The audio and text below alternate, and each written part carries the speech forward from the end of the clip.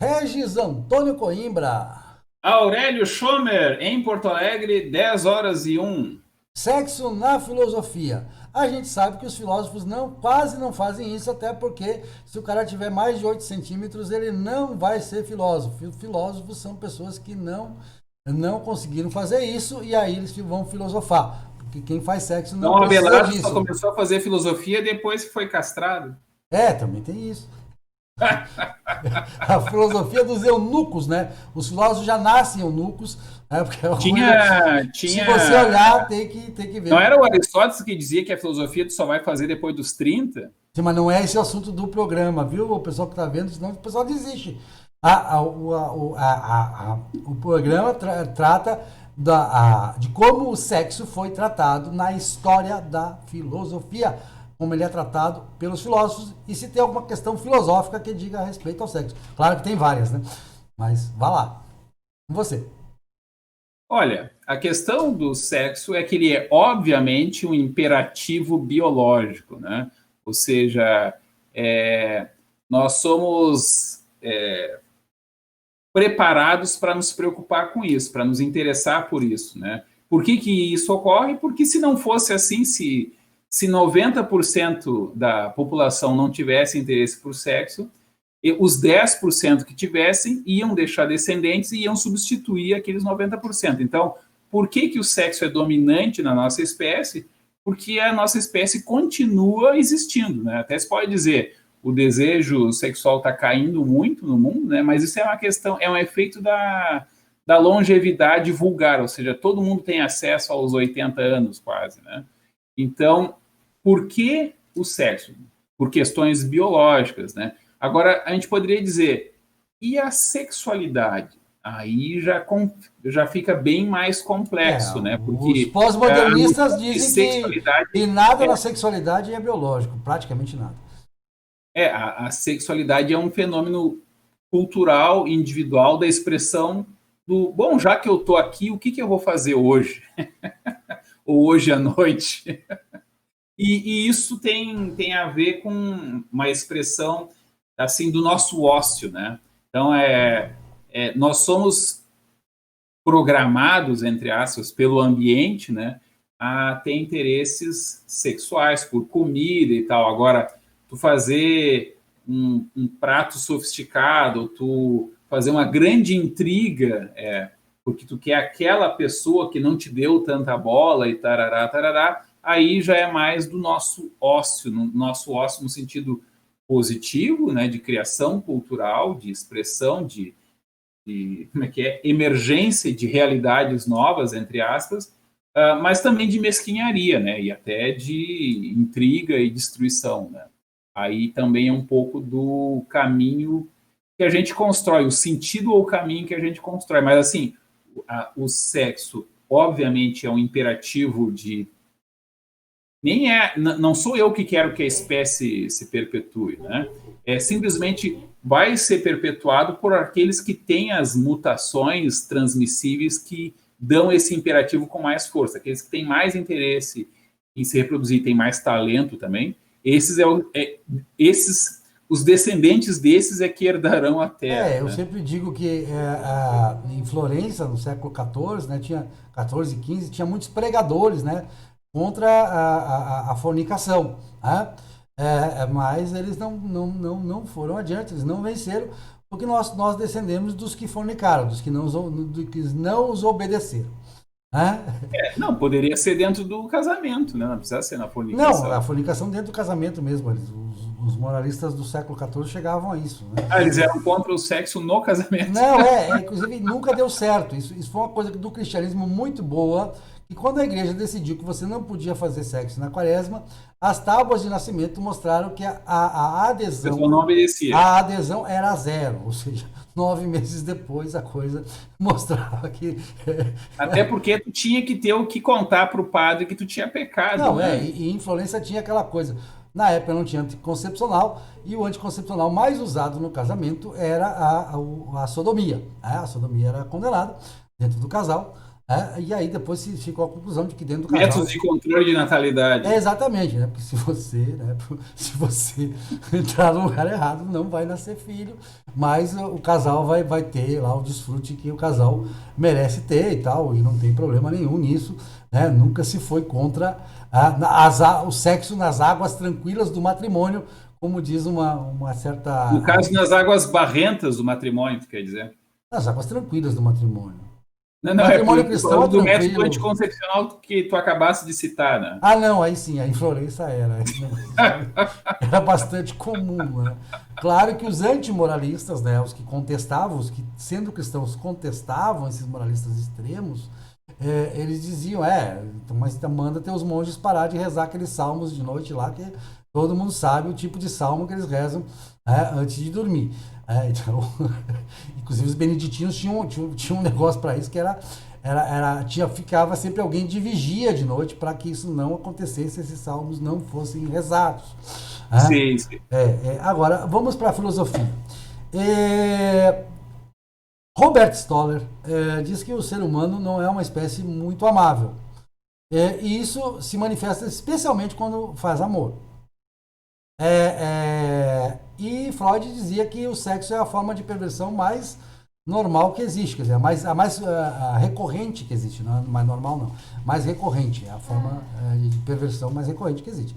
Sexo é violência, sexo é um ato violento, tanto é um ato violento que quando não consentido ele é estupro, né?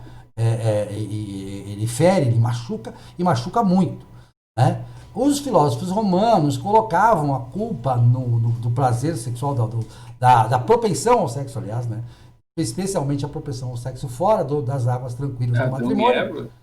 Não, fora das águas tranquilas do matrimônio. Não, aí vamos chegar lá, que é Santo Agostinho que criou Adão e Eva, porque no Gênesis está escrito que é o fruto da árvore do conhecimento, não está dito que era o sexo. Foi Santo Agostinho que tira do sexo e concebe o pecado original. A teoria do pecado original não está no Evangelho, está em Santo Agostinho. Certo? Ou em Agostinho, para os evangélicos que reconhecem ele como... Mas dito de outra maneira, Aurélio. Não, mas eu queria concluir a questão dos romanos. Que era pecado, eles apenas andavam nus ou eles também transavam? Tá, eu vou chegar lá, mas eu tenho que contrapor Agostinho, ou Santo Agostinho, contra os romanos, tá? Porque Santo Agostinho é um romano, ele é fiel à tradição romana, ele é um admirador dos filósofos da filosofia romana, da filosofia greco-romana, que ele faz referências, até dizem que ele é aristotélico e tudo. Ele tem a fase maniqueísta dele? Exatamente, ele é um grande estudioso, ele é um dos melhores estudiosos da filosofia greco-romana.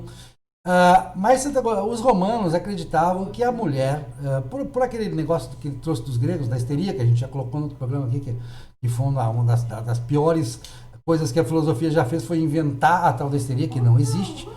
Uma coisa... Histeria? Não foi a filosofia que inventou isso. Caio, eu tô gravando, Caio. Pelo amor de Deus. Silêncio. Eu tive que dar uma... É uma coisa séria. Bom, os romanos diziam, a mulher é que leva a você a ter paixões. Paixões era uma palavra negativa, passione no latim, né? Que era a coisa que levava à perdição. Levava a fazer um sexo que não devia ser feito. Aí Santo Agostinho reformulou, disse, não, ele criou toda a teoria do pecado original e botou a culpa em Adão também. Ele disse, não, vocês homens, vocês já notaram que vocês não comandam a ereção? Não é o cérebro, não é a razão do homem que comanda a ereção. Agora vou ficar excitado. Exatamente. Você não diz, baixa esse negócio, levanta o negócio. Até o levanta o negócio, hoje tem Viagra, mas só no pensamento não ia. Mas o Viagra, ele só te dá condições, ele não faz tu ficar. Exatamente, mas o que acontece? Você não basta o comando, diz, olha, suba, meu filho. Né? Somente depois de uma certa idade, né? Se você olhar para ele e dizer assim, meu filho, faça isso por mim, não, ele não vai fazer, não vai adiantar. Claro que outros estímulos, né? Estímulos culturais, estímulos de formação, estímulos das influências que a pessoa recebe, ou seja, não é só biológico, vão interferir nessa questão do desejo sexual e na decisão porque existe o desejo e existe a vontade. A gente sabe, em filosofia, essa distinção, a importância dessa distinção em filosofia, a gente até falou disso já, a distinção entre desejo e vontade. Vontade é quando você resolve que vai. Eu quero e pronto. Conscientemente eu faço a escolha. Conscientemente eu faço a escolha de fazer.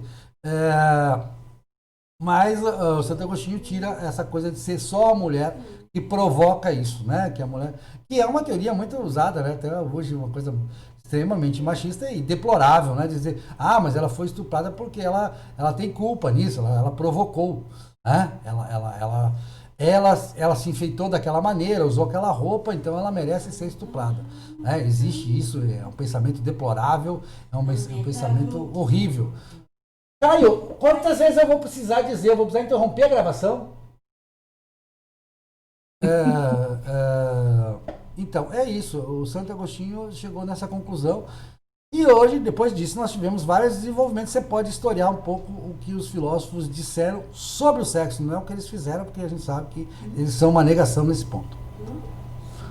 A questão do sexo, vou insistir que ele é uma necessidade. O sexo não é opcional. Ele é opcional para o indivíduo, mas para a espécie, aqueles que não fizerem sexo não vão deixar descendentes. Então, a terra será herdada... Não, hoje já não é assim, né? Hoje você pode... Ainda não. O cara tem que... Daqui a pouco sim, daqui uns anos aqui dá para fazer ele ainda precisa... Não, já dá para fazer in vitro há muito tempo. Agora, a questão é que o cara tem que fazer pelo menos o 5-1 para sair o material lá, para poder... Aquele material... Talvez até dê para estimular eletricamente, fazer sair, não sei. Mas, assim... Não é assim economicamente viável. A gente não conseguiria repor os 7,5 bilhões dessa maneira. Por hora não, Por enquanto não rola. Mas a sexualidade é o que me interessa, né? A sexualidade é esse enfeite que a gente faz em cima do sexo. Né? Então, isso é o que é o discutível. Eu acho que tu falaste dos que eram contra o sexo no casamento, né? Mas nem para reprodução, de vez em quando, uma vez por ano, pode ser. E isso é o sexo. Só que a gente raramente faz sexo. Quando tu vai lá na constância do matrimônio e vai fazer aquilo que a gente vulgarmente chama de sexo, o que tu vai fazer é uma recriação que ajuda a constituir os laços do casal. E é isso, não é sexo. Porque tu não tá daquela vez para ter filhos. E o sexo, então, ele tem essa peculiaridade. Do ponto de vista do indivíduo, de modo geral, ele nem está pensando em ter filhos. Claro que todas as escolhas que a gente faz, eu quero uma mulher que tem o formato violão, isso está associado a uma distribuição hormonal, vamos dizer assim, que está associada com fertilidade. Mas o cara não pensa isso. Ele é condicionado para procurar pares dessa maneira. Da mesma maneira, a mulher, ela vai procurar um homem que não pareça uma mulher, né?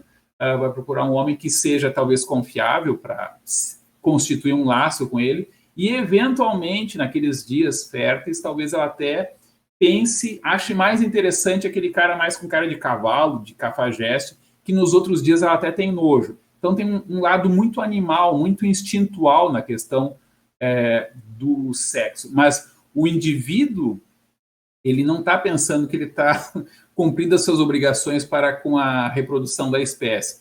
Ele está com vontade e ele está com desejo e ele resolve. Eu vou fazer, eu vou tentar... Faz do desejo vontade.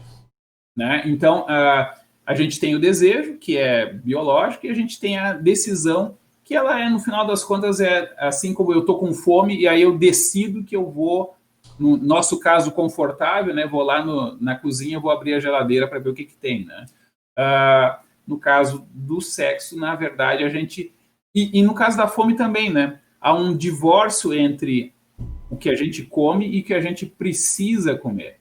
Então, até se discutindo, né, por que as pessoas comem tanto, né? É porque nós fomos biologicamente moldados em ambiente de extrema carência, ou seja, aquele que não tivesse muita vontade de comer, ele ia ficar no canto dele e ia morrer de fome. Mas essa analogia Santo Agostinho fez e chegou a uma conclusão diferente.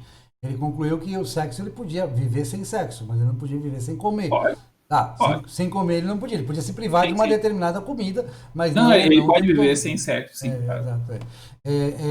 Bom. Mas a questão aqui é que como tu falou da inteligência, né? Que tem uma curva normal, né? Tem o cara que não tem nenhum interesse, tem aquele que tem um interesse mais ou menos normal, tem aquele que tem muito interesse, né? É a variabilidade da nossa espécie. Isso vale para todas as coisas. Fome. Tem gente que não está muito interessada em comer, só que esse tende a morrer, né?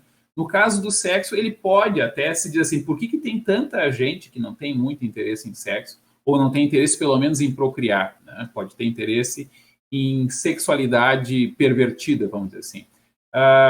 Bom, esses caras, historicamente, eles ajudavam a família. Era aquele que ficou para titio ou para titia. Acho que as titias ajudavam mais que os titios, né?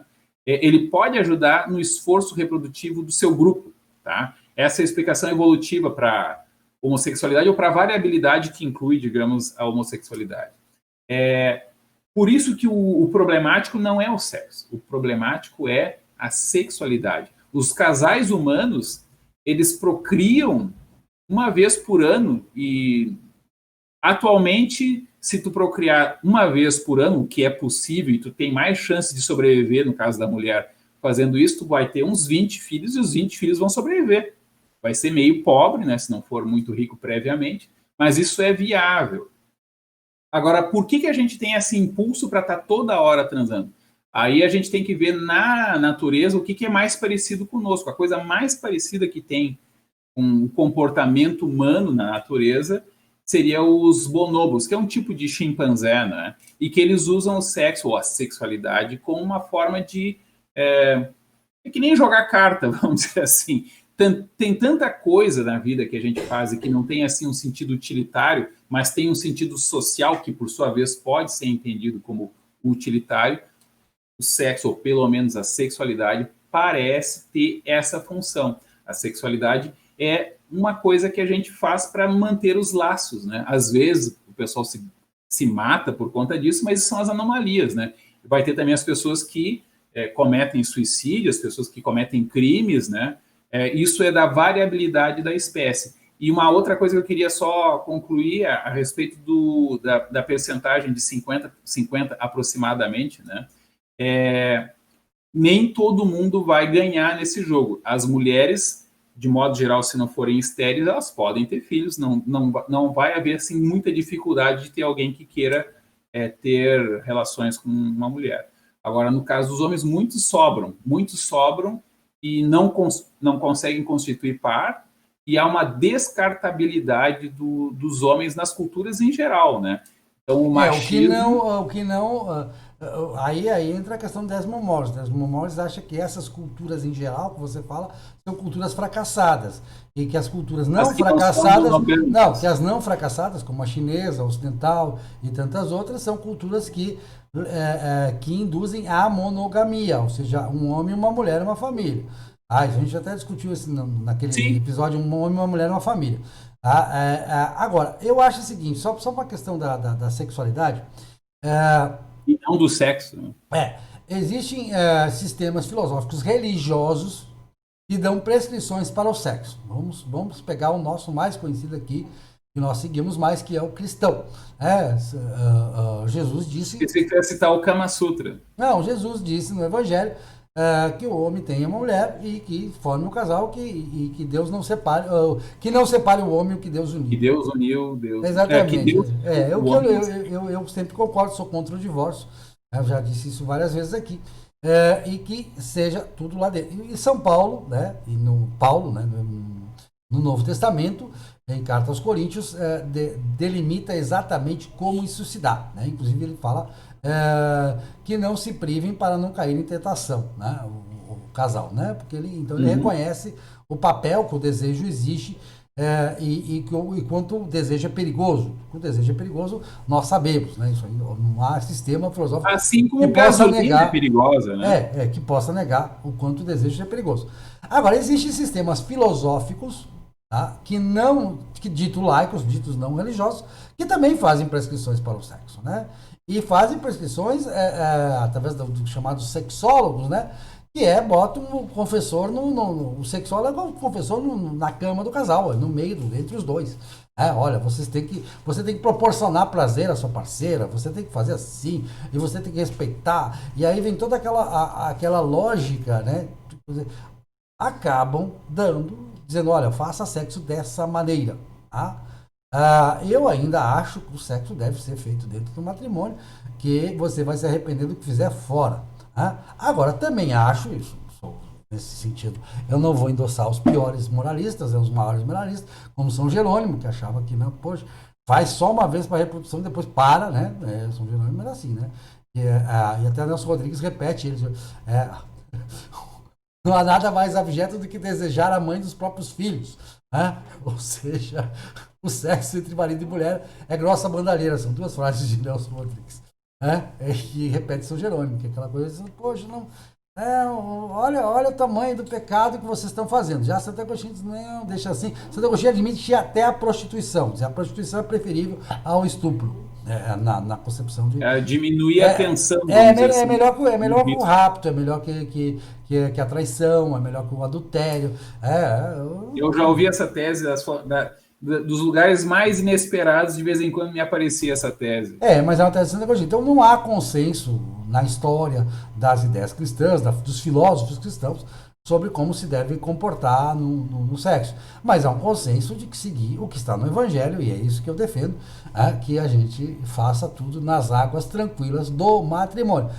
Essas águas tranquilas, né, podem ser, como você bem colocou, barrentas. Não há problema em elas ser barrentas. A meu ver, né, isso tem, inclusive, a maior parte dos evangélicos concorda, dos neopentecostais concorda com isso, de que dentro de quatro paredes o casal faz o que quiser, o que der na telha, né, certo? Desde que não envolva terceiros, evidentemente, desde que não se machuquem também, né? Se machucarem também, o BDSM existe e me parece uma coisa bastante inofensiva, se praticada com segurança e tal, cada um, né? Acho que SAD com todas as questões de SAD, que não envolviam só isso, mas dentro dele, se você conhece, SAD foi um grande monarquista, né? Um cara de direita, um cara que ficou preso a maior parte da vida, não por causa do tipo de sexo que ele fazia ou deixava de fazer, mas por ser contra a Revolução Francesa, né? Contra os jacobinos e afins, né? Contra o que pregavam os revolucionários. Na própria Bastilha, o que tinha eram 5 prisioneiros, e se não me engano, uns 4 deles era por questões sexuais, né? Isso do antigo regime, né? Que era bastante permissivo, era mais permissivo com o sexo, embora católico e tal, não tinha muito esse negócio. Se aceitou na maior parte da história do cristianismo, foi aceita a ideia. Em Bizâncio, inclusive, tinha a ideia, os médicos de Bizâncio diziam que para o filho nascer saudável, ambos do casal tinham que ter prazer na relação. O casal deveria buscar o orgasmo, porque teria filhos saudáveis. A tese não restou comprovada, depois que se pôde ser investigada em termos científicos. É sempre bom investigar. Mas de qualquer maneira, os bizantinos acreditaram nisso. Eu quero dizer que o que deve ter tornado o que se supõe tenha tornado o casamento mais interessante, né? Em Bizâncio, né? Porque se os bizantinos acreditaram nesse conselho médico, né? A gente costuma levar muito a sério o que os médicos dizem. A gente costuma ouvir mais os médicos do que os padres, inclusive, em muitas questões. Tinha aquela questão que é atribuída a Aristóteles, eu não me lembro agora onde estaria, se é que está, que é necessário filosofar? Bom, para responder a essa pergunta, é necessário filosofar. Agora, a questão é necessário transar? Para responder essa pergunta, não é necessário transar, é necessário filosofar de novo. Sim, para responder a pergunta, sim. Para responder a pergunta. Mas faz parte, assim, de um elemento que poderia ilustrar essa discussão ter alguma experiência no assunto. Mas Senão, quase todos os filósofos falaram alguma coisa sobre sexualidade, né? Até o Kant. o Kant, não sei se ele era. Como é que é? Tu disse que ele não Não, é morreu. aquela história, não há. Eu acho provável que ele não tenha morrido casto. Porque ele morreu foi sem casar e ele disse que não foi por Sim. falta de vontade.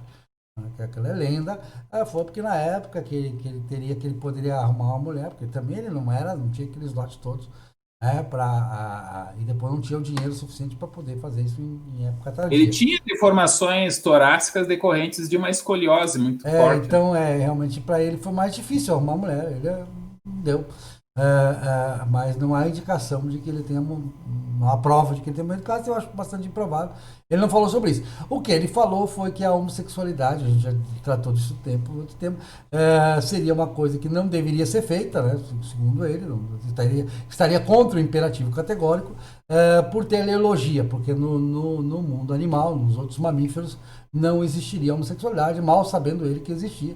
Realmente ele é um cara que não olhava em volta, nunca viu um cachorro fazer Nunca isso. saiu de Königsberg. E nunca viu, mesmo nas ruas de Kemberg, devia ter um cachorros vadios que faziam, né? Que praticavam, né? É que às vezes, para tu ver, tu tem que acreditar que existe. Ele diz, existe. E aí tu confirma, né? Exatamente.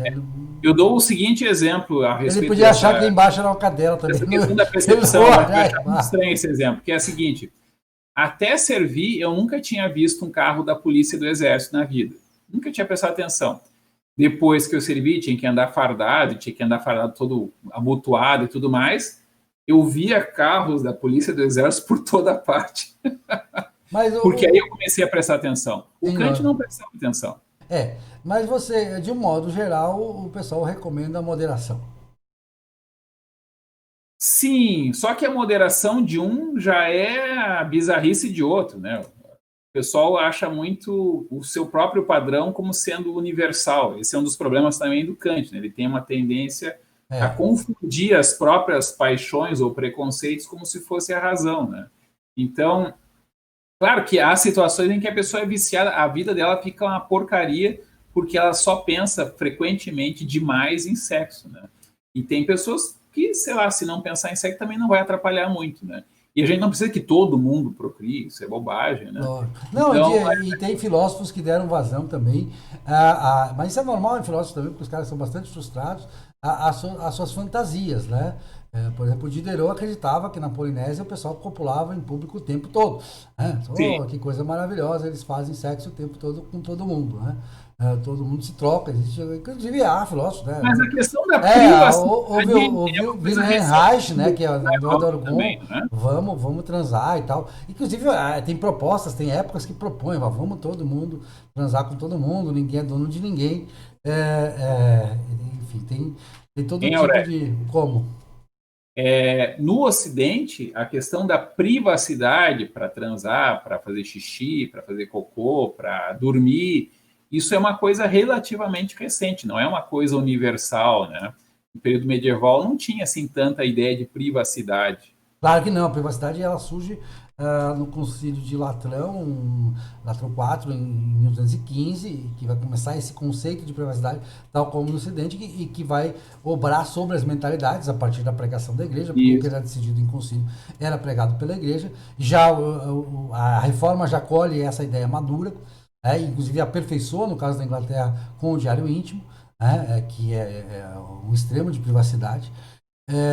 Mas enfim, As pessoas passaram a se esconder para Erasmo também, Erasmo é fantástico, né? A cidade pueril de Erasmo, por ser lida em todas as escolas, tanto do lado protestante quanto do lado católico, né? Os lassalistas vão adotar uma versão muito próxima de Erasmo, ele vai revelar às pessoas que elas procurem conter as suas emoções e conter a exposição do corpo. Por exemplo, a nudez no século XV era muito comum na Europa. Depois não passa, inclusive, viram as Índias nuas, mas naquela época os os europeus, brasileiros estranham os alemães, né? os europeus Brasileiros também não andavam vestidos. trocam de roupa assim sem problemas, né? Exato. Bom, pois bem, então E os brasileiros que agora, são, então, só para a gente fechar o programa, latinos e tudo mais, não são mais restritos. Assim. Uma discordância nossa, que uma espécie de teleologia, que não é teleologia, mas de analogia, que você vai discordar de mim, mas eu vou continuar propondo ela como uma provocação, embora eu não possa provar minha tese. Ou A Deus... dos casais? Não, peraí, calma. Ou Deus, eu acredito que Deus, mas você pode chamar que a evolução fez isso, determinou que na espécie humana mais ou menos 50% nascem homens e 50% nascem mulheres. É um milagre aí, né? Porque é completamente aleatório, né? Se bem que, claro, na média da estatística vai dar isso. Se é aleatório, se tem 50% de chance de acontecer, mas há uma programação genética aí para ter 50% de chance de acontecer, e aí isso vai dar na média estatística, na mediana vai chegar lá. Que isso quer dizer que o recado de Deus ao fazer isso, ou o recado da evolução, ao fazer isso, se você quiser, é que um homem, uma mulher, né? Tem um para cada um. E tal. Freud também diria isso, vamos dividir as mulheres, um para cada um. E há experiências de psicologia experimental que mostram que todos os homens gostariam de ter a Gisele Bündchen, coisa parecida, como esposa, mas que todo mundo também se conforma com... Né, as mulheres são muito mais exigentes, todas elas querem os 20 ou 10% dos melhores homens. É porque é o macho alfa, não necessariamente porque é mais bonito, é porque o macho alfa tem outras características além da beleza. Mas o homem também vê na mulher coisas, características além da beleza. Não é verdade que o homem só quer a beleza. Embora assim, seja 95% do caso. Mas que entre nós, brincando. Então essa provocação fica para o final. Eu sei que você vai desdizê-la, mas a gente tenta encerrar o programa com ela. Assim, não é que eu discorde que parece haver uma teleologia aí. A questão é que ela é vista retrospectivamente. Então, pelas características da nossa espécie, que é um bebê que fica uns 5 anos muito dependente, né? E fica dependente mais uns 10 anos, né? Além dos 5 anos de extrema dependência, ela parece exigir que as mulheres tenham maridos e não apenas sejam fecundadas pelos homens. Ou seja, essa unidade de colaboração, ela parece um equilíbrio natural na nossa espécie. Pode funcionar também com um monte de mulheres se ajudando mutuamente, tendo existe experiências de psicologia experimental que também demonstram que a psicologia experimental demonstra que uma criança criada com pai, mãe e tal, direitinho lá, com atenção, vai ser um adulto melhor. Nós temos outros exemplos na natureza em que os filhotes são muito menos dependentes, né? Sim. E é mais comum, nesses casos, um macho dominante, né, fecundar 15, 20 fêmeas, né? Na nossa espécie é muito complicado. Até pode ter um macho dominante que fecunda 15, 20 mulheres, mas ele não consegue ser um bom marido de 15, 20 mulheres. Não dá certo. Aqui a limitação não é de passar os genes, a limitação é de colaboração para conseguir o árduo trabalho de cuidar uma criança humana, né? Hoje em dia está mais tranquilo. A gente tem até babá eletrônica, né? A famosa televisão antigamente. Agora tem o tablet, né? Isso alivia bastante a vida dos pais, mas ainda assim, ali nos primeiros 3 anos, a criança não faz nem cocô sozinha, vamos dizer assim, ou ela faz sozinha, só que ela tem que fazer nas provas. Não é no lugar certo. Ela não faz no lugar certo. A alimentação também é complicado de cuidar de uma criança humana durante um tempo absurdamente longo, pelo menos na natureza. Hoje em dia, a gente, de repente, até consegue fazer um robô que faça isso. Talvez, quando a gente tiver robôs que cuidem das crianças, ou até mesmo gestem os bebês, né? Aí a gente possa ter todo tipo de forma de união entre, como é que é, casal, trisal. O ministro aquele, o Fachin, né? Ele, antes de entrar já no STF, ele defendia que deveria ser reconhecido não apenas casamento ou união entre pessoas do mesmo sexo, mas também entre uma pluralidade de pessoas, né? Acho que isso está no horizonte do desenvolvimento das nossas culturas. Pode ser até que a gente tenha condição de fazer isso e proíba, né? Mas as pessoas vão fazer isso escondido, como sempre fizeram. A deterioração da nossa cultura, isso seria o suicídio da nossa cultura. É suicídio cultural da nossa cultura. A questão não é que seria o suicídio, a questão é que isso só vai pegar realmente quando for possível. No momento não é muito viável. Então a gente tenta fazer e dá errado. É aquilo que tu tenta dizer. As sociedades que tentaram poligamia, mas mesmo quando for possível, ainda será não há uma opção. Condições de fazer isso bem.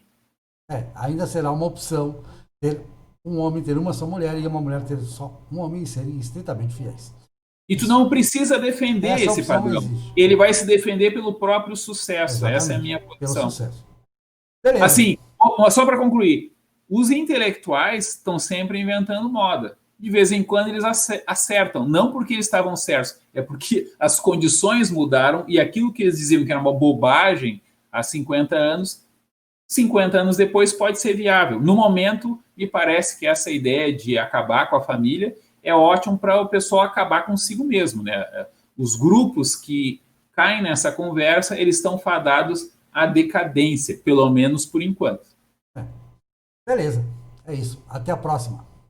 Até a próxima.